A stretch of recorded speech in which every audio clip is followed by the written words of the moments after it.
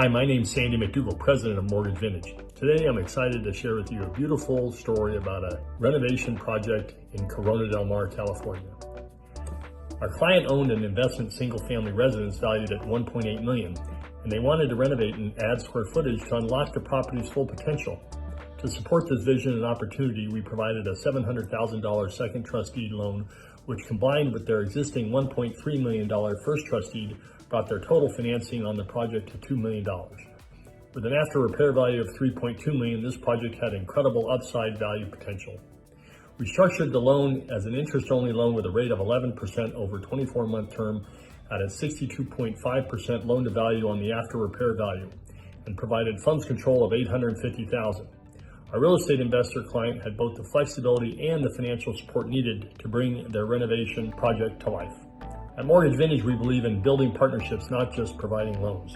We work closely with our client to understand their goals and to ensure that they have the resources they need to succeed. This property is a beautiful, upgraded investment property now in Corona del Mar.